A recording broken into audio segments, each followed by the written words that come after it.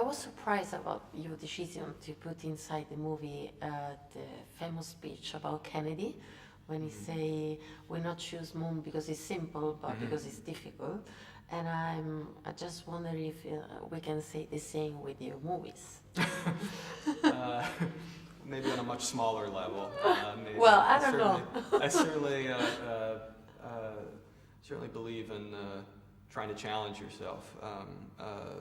I mean, I guess that was part of why I wanted to do this movie, was I wasn't sure if I could. It's sort of it was such a different subject matter and different kind of style from what I'd done before. So it was. I think that was kind of the impulse, part of it, at least a little bit. It was the challenge of it. Jean-Claude say you went to the NASA and to Houston.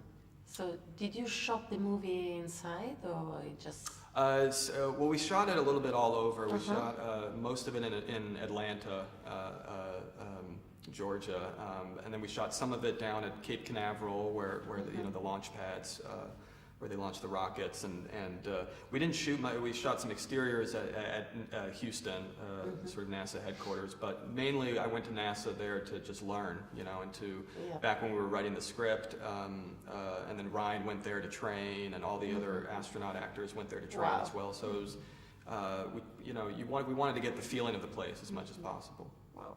Why did you decide to shoot a movie about the moon landing? Because you are so young. When you fall in love with this, I don't know, the story or the book or something? Because I don't know, it's weird, Yeah. So I mean, certainly it wasn't an event that I kind of experienced personally. It was. I think it was more. I mean, in a way, I think it was trying to.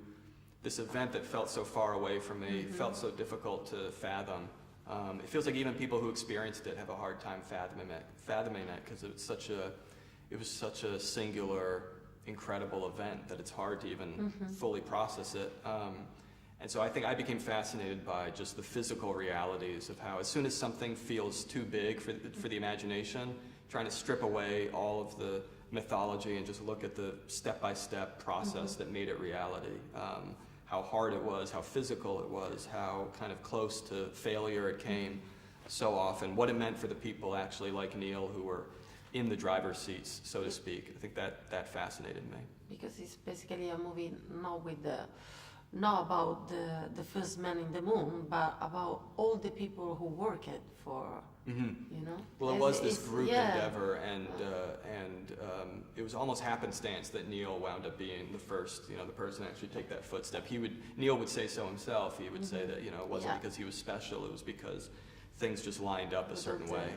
There was a whole community there, and then of course outside of what you even see in the movie, a whole larger community all around the world of people who were at least in some way involved. So it was this kind of giant enterprise.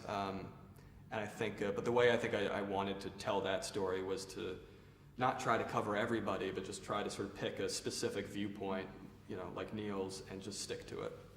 Just a really quick question. Do you know about the gossip of Kubrick about the moon landing? Yes, I do. Yeah, we would joke about it. It's a joke. It's,